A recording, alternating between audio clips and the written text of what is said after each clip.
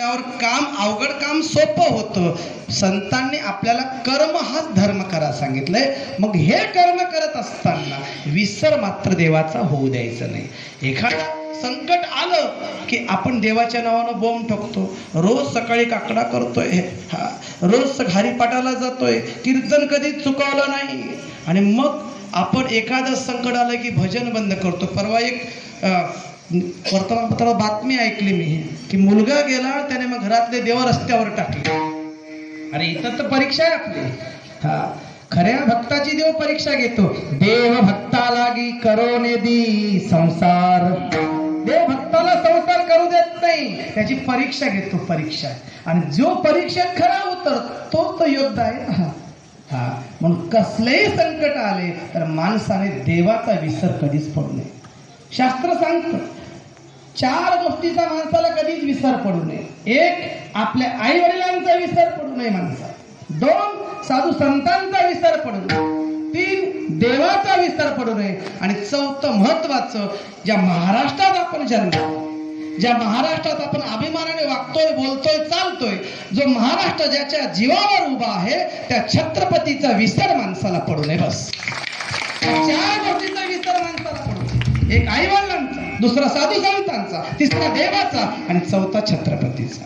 ज्याने या 4 व्यक्तीला विसरलं नाही ना, त्याला देव कधीच विसरत नाही. बरं का, जो आई वडिलाला विसरत नाही त्याला देव विसरत नाही. उदाहरण किती आहे शास्त्रामध्ये. तुम्ही भक्त पुंडलिक बघा, श्रावणबाळ बघा, नचिकेत बघा, अष्टावक्र बघा. तर त्यांना आई वडिलाचा विसर पडला नाही. पण परिस्थिती काय झाली, लोक फार वेगळे वागायला लागले. मुंबई, पुणे, नाशिक, ठाणे नोकरी करायला लागले. आणि तिकडे जाऊन मग आई वडील गावाकडे राहिले. त्यांना आई वडिलांना बघायला वेळच नाही. आणि मग आई वडिलाला बघायला वेळ नाही. मग ज्या वेळेस अंत्यविधी होते त्यावेळेस मग येतात, दौलत येतात, तेरवी करतात, दशक्रिया करतात आणि अस्थि विसर्जनाला काशीला घेऊन जातात. कशासाठी? आई वडिलांना मोक्ष. पण खरं सांगू तुम्हाला, काशीला अस्थि विसर्जन केलं म्हणजे मोक्ष अजिबात मिळत नाही. वाक्य नीट आहे. काशीला अस्थि विसर्जन केलं म्हणजे मोक्ष मिळत नाही. मी सांगत नाही, माऊली ज्ञानोबा काय सांगता. मोक्ष देवनी उदार काशी क्षेत्र होय कीर. परी वेचावे लागे शरीर तया ठाया. तिथं जाऊन जर मृत्यू आला ना काशीत, परी वेचावे लागे शरीर तया. आपले आई वडील जीवनभर रडत असतील, त्यांना खायला पोटाला भाकर मिळत नसेल ना, तर काय नंतर अस्थि विसर्जन. खरं म्हणजे तुकोबाराय माऊली ज्ञानोबा सांगतात बाबाने, सकळ तीर्थाची धुरे जे का माता पितरे. तयाच्या सेवेसी कीर शरीरे लोन घिजे. सगळ्या तीर्थाचं शिरोमणी तीर्थ म्हणजे आई वडिलांचे पाय आहे, दुसरं काहीच नाही. मग आई वडिलांच्या पायावर डोकं जो ठेवतो ना, तो सर्वश्रेष्ठ आहे. तो सर्वश्रेष्ठ आहे. पण ठेवतोय कोण? बघा, इतिहासातलं उदाहरण, सगळ्या देवांची स्पर्धा लागली होती. मोठं हे उंदरावर बसल कधी आणि फिरल कधी. म्हणलं यानं स्पर्धेतून माघार घेतली. हे काही लढणारा नव्हतं, हारला म्हणजे. पण गणपती बुद्धीची देवता ना.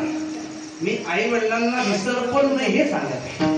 आई वडिलांचा विसर कोणालाच पडू नये. का पडू नये हे सांगत. सगळे देव गेले पृथ्वीची प्रदक्षिणा करायला. 5 पंच तिथं बसले होते. सगळ्याला जाऊ दिलं गणपती बाप्पानं. आणि जिथं कैलास पर्वतावर महादेव पार्वती बसले होते, गणपती बाप्पानं काय केलं, त्याच आई वडिलांच्या भोवती 5 प्रदक्षिणा घातल्या आणि त्यांना आई वडिलांना नमस्कार केला आणि तिथे बसले. काही वेळानंतर सगळे देव आपापले वाहन घेऊन घामाघूम होऊन आले, धापत आले. ते म्हणलं मी जिंकलो, ते म्हणलं मी जिंकलो, ते म्हणले मी जिंकलो. पंचानं सांगितलं तुम्ही सगळे हारला. म्हणजे जिंकलोय कोण? ते म्हणले गणपती बाप्पा. कसं काय? अरे म्हणलं त्याने तर प्रदक्षिणा केली. म्हणजे कसं काय? अरे म्हणजे शास्त्र